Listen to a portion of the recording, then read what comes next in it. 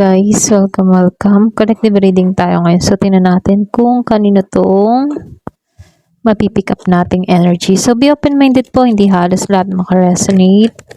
Thank you nga po pala sa mga nagsusubscribe, sa mga bumabalik. Maraming salamat. Start na tayo. Give it a message. Kanino tong mapipick up nating energy?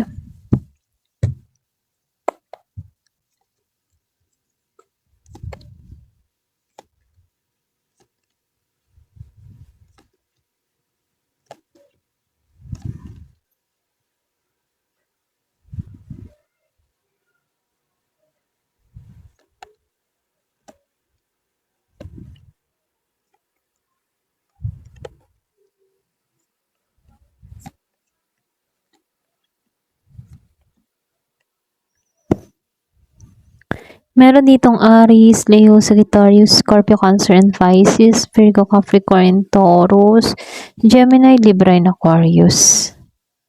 Start na tayo. So, dito, lumabas ang Nine of Cups, Reverse. Meron akong nakita ditong tao, siya yung klase ng tao na yung bang hindi siya agad piniplease, okay, or pwede rin, yung bang tipo, siya yung klase ng tao na hindi niya piniplease lahat ng nasa paligid niya. May aura siyang ganon, hindi siya pleasing. Nakikitaan ko dito, hindi siya yung tipong nagpapakita ng gilas para i-please sila, ganon. Yung iba sa inyo kung ganito yung katangian mo, hindi ka pleasing na tao. Kaya yung iba dito, merong nai-insecure sa'yo dito kasi hindi ka naghahabol ng validation. Okay? So, lumalabas din dito sa Six of Wands at dito sa Temperance dito. Kumbaga, kahit hindi ka loud sa achievement mo, meron kang present na parang panalo ka pa rin. Okay, dito. So, lumalabas dito, doon kasi nagsisimula yung inggit kapag meron kang na-achieve sa buhay, meron kang silent success na nangyayari sa buhay mo or silent success sa energy mo. So, hindi ka ma-flex pero ramdam ka. Alam mo yun? Balance ka ding tao. Ito rin nakikita ko. Marunong kang mag-control ng iyong emotion dito sa Temperance, Hindi ka reactive. Kaya mas lalo kang nagmumukhang compose, alam mo yun? Kasi nakaka-intimidate ka, lalo-lalo na sa iba. So, kung ganito yung personality mo, comment ka sa baba, okay? So, nakikitaan ko rin dito sa The Sun Reverse and dito sa King of Pentacles upright. Kumbaga ikaw, hindi mo fully pinapakita yung saya o light mo. Ikaw yung klase ng tao na ma-private, ganun. Kaya yung iba, curious, naiinggit kasi alam nilang may something na special na nangyayari sa'yo. Pero hindi nila ma-figure out kung ano nga ba yung ginagawa mo. Kung anong meron sa'yo. Pero andun yung curiosity ng ibang tao sa'yo. Para bang ikaw yung klase ng tao na tahimik, ma-private, pag may mga plano ka, hindi ka vocal, hindi ka nagyayabang, hindi ka nagsishare ng mga plano mo. Good sign yun So, nakikitaan ko rin dito sa King of Pentacles at itong sa Star Reverse. Strong ka at stable ka. Very good provider yung energy mo dito sa King of Pentacles. Kahit hindi ka materialistic, ito lang yung nakikita ko sa'yo. May vibe ka na magiging successful ka. Nakikita to ng ibang tao kaya naiinggit sila sa future na naghihintay sa'yo. So, may time dito na hindi ka confident, dito sa The Star. May ganun ka. Pero, ironically, ano, dun ka mas nagiging, kumbaga, mas dun ka nagiging attractive eh. Yung insecurity kasi dito, yung insecurity mo, hindi obvious, ano, pero nararamdaman ng iba yung depth mo. Kaya may time na nai-insecure ka din, pero hindi siya negative na insecurity. Parang yung insecure mo dito, dun mo pinagbubuti, okay? Para sa ikabubuti mo, ganon. Kumbaga yung insecurity mo, tinuturn mo siya into positive. So, nakikitaan ko rito sa Queen of Swords, ano, direct na kaging magsalita, prangka, ganyan. Ikaw yung klase ng tao na direct to the point, ganyan. Hindi ka nagpapaloko. May strong boundaries ka. Ito din yung dahilan kung bakit hindi ka kayang kontrolin ng iba. Alam mo yung gusto mong mangyari sa buhay mo. Meron kang sariling pagpapasya. Hindi ka madaling madaya, maloko, or something na makontrol. So, lumalabas din dito sa the full reverse. Hindi ka basta-basta sumusugal, ha? Hindi ka uto-uto. Okay? Kaya yung iba, sanay na, kung sanay silang magmanipula ng iba, hindi ka nila mamanipula. Kasi may mga tao ha, na mahilig magmanipula. Then, kapag namamanipula nila at nasunod sa kanila, natutuwa sila. Pero ikaw kasi, hindi ka ganun. Hindi ka madaling mamanipula. Kaya naiinis sila. Kasi hindi ka nila mapasunod. Like, pwede sa trabaho, sa kaibigan, or something sa pamilya, no? Pag may mga desisyon na, may mga pagpupulong, so meron kang sarili mong opinion din. Pag hindi mo ramdam na yung kanilang pagpupulong, hindi ka sumasang-ayon, ganyan. Naninindigan ka sa sarili mong paniniwala, ang ganyan. Pero ito ha, meron kang natural charm dito sa Two of Cups. Yung mga tao na drone sa'yo, mapapansin mo kapag halimbawa nasa daan ka, naglalakad ka, may mapapaling at mapapalingon sa'yo, or pwede rin sa halimbawa attend ka ng meeting, then papasok ka, talagang sila'y nakatitig din sa'yo, ganyan.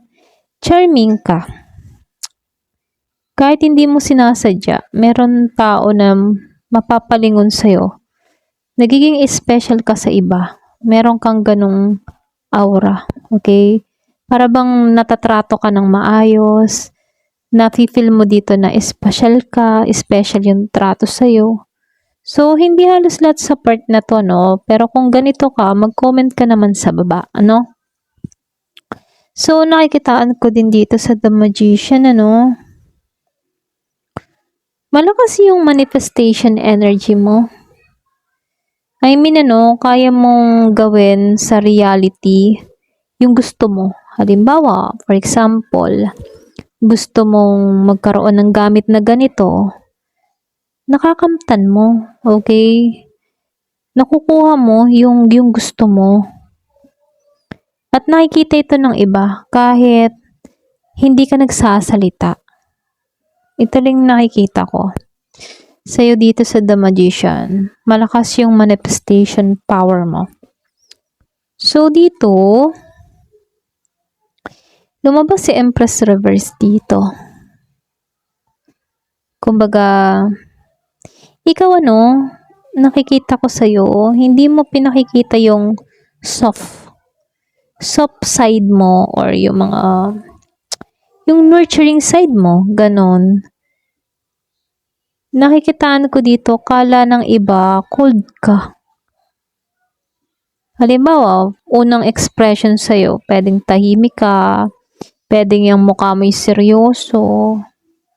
Pero once na nakilala ka, mabait ka pala. Okay? Pero yung totoo, nakikitaan ko dito, sabihin na ikaw ay isang taong selective. Kumbaga, hindi ka kung kani-kanino nagbibigay ng information mo. Hindi ka open book. Selective ka kung sino yung pagkakatiwalaan mo. Mapili ka sa tao, sa kaibigan, or maging sa nakakausap mo, nakakaharap mo. Sobra kang mapili, ano. Sabihin natin nag-iingat ka lang, kaya ka ganun, ano. So, dito, nakikitaan ko rin sa'yo. May time, ano, nag-hesitate ka sa mga desisyon mo. Minsan-minsan lang naman, hindi naman palagi. Pero, kahit ganun dito, hindi ka nawawala. Steady ka pa rin. So, nakikitaan ko rin sa'yo, no, very ano ka, emotionally guarded ka.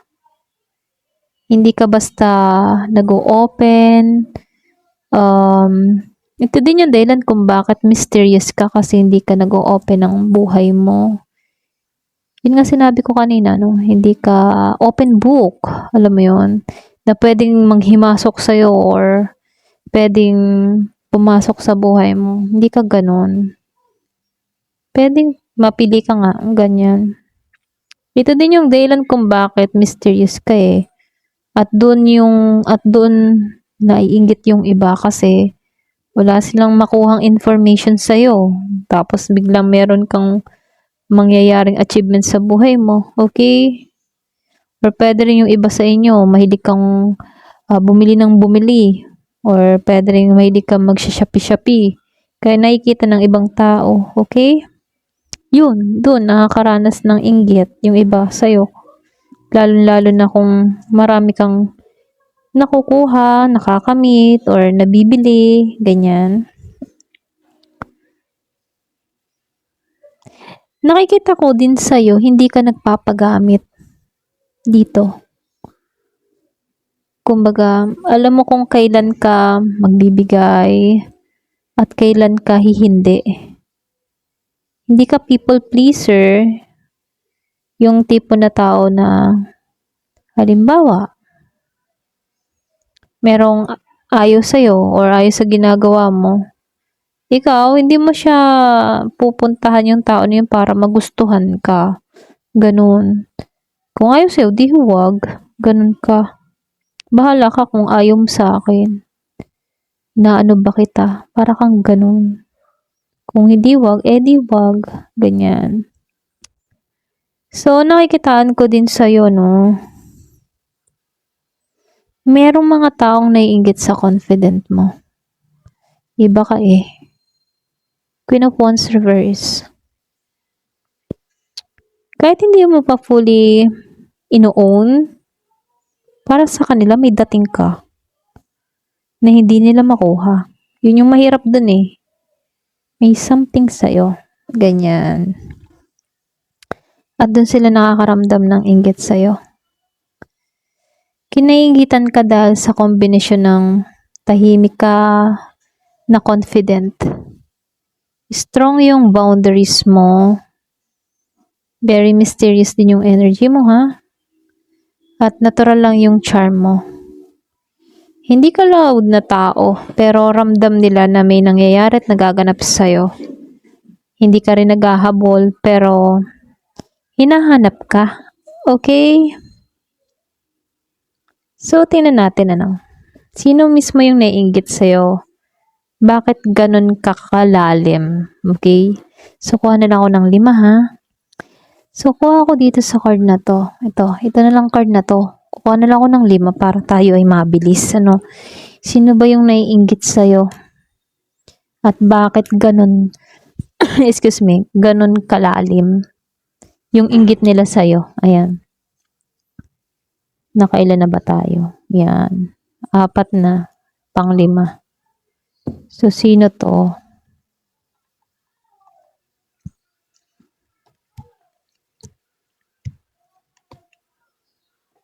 Okay. So, ito na yung clue, ha? Lumabas si Ten of Pentacles, the Star reverse. Para silang naka-reverse. Ito yung unang clue. Siya yung klase ng taong hindi stable sa buhay, okay? Pwedeng may issue sa pamilya, pwedeng pera or long-term security. Nainggit tong tao na to kasi nakikita niya sa'yo yung potential ng stability na wala sa kanya. Okay? So, lumalabas dito, no? Mababa yung self-esteem niya. Ikaw kasi, kahit tahimik ka, may healing na nangyayari sa'yo. Hopeful ka din. Hopeful yung aura mo dito sa The Storyverse, ano? Siya kasi, so dito, no? Nawawala yung tiwala ng tao na to sa sarili niya. Kaya yung taong ito naiinggit sa'yo kasi galing sa insecurity or yun, insecurity. Hindi man galit siya. Insecure lang talaga. Kasi ganoon naman talaga kapag naiinggit ang tao, yung hindi niya makuha yung gusto niya pero meron ka. Ganon. So, lumalabas sa Queen of Wands, ano, malinaw na babae to, yung aura ng tao na to. Babae to na meron naman siyang ano, yung bang tipo na may presence din naman siya na confident, ano. Visible din tong tao na to sa buhay mo. Pwedeng kakilala mo, kaibigan mo, kapitbahay mo, workmate mo, schoolmate mo, o someone na nasa same circle mo. Pero kahit siya confident sa labas, nakikita kanyang threat sa spotlight. Yun. Para bang kita niya dito na mas mangunguna ka, magtatagumpay ka, or something na mas nakakaangat ka. Okay? So, nakikitaan ko din dito, no, siya yung klase ng taong nag-o-observe sa'yo, palihim. Tumitingin siya sa social media mo. Nakikinig siya sa mga nangyayari sa'yo or balita sa'yo, ganyan. Curious tong tao na to sa galaw mo. Hindi siya lumalapit directly, ano, kumbaga, mas watcher yung energy ng taong ito. So, dito, no, dalawang pwedeng ibig sabihin nitong Seven of Swords Reverse. Yung inggit kasi ng tao nito, pwedeng yung klase ng tipo na feeling niya nauhuli na siya or something na may guilty to na nararamdaman sa'yo, mga ganun. Pero deep inside ito, no, sa Seven of Swords, alam niyang hindi tama yung inggit pero hindi niya mapigilan na hindi mainggit sa'yo. Alam mo yun? Alam niya namang mali yung mainggit sa'yo, pero wala tayong magagawa kasi nararamdaman niya yun, ano. Kumbaga, ito yung babaeng may confidence sa labas, pero insecure sa loob. Nakikita kasi ikaw ng tao na to bilang isang competition or competitive, ganyan. Tahimik ka kasi nagsishine. Siya kasi kailangan pa mag-effort. Ikaw, tahimik lang, nagsishine ka na. Kaya siya naiinggit kasi effortless yung dating mo. Okay? At yung importante kasi dito, hindi niya kayang kalabanin ikaw directly. Kaya ginagawa na lang ng tao na to mag-observe, mag-compare, at magkimkim. Ganon. So, yung advice lang sa'yo, ha, huwag mong ibaba yung energy mo para sa kanya. Ganon. Stay ka lang low-key, pero aware, ganyan. Hindi lahat ng ngiti ay totoo. Lagi mong tandaan yan. Ramdam mo naman sa tao kapag may something sa'yo. So, kapag umiti, dingitian mo din. Pero, low-key ka lang. And aware. Maging aware ka na lang. Ganon. Okay? Ayan, hanggang dito na lamang po. Thank you for watching. Love and peace.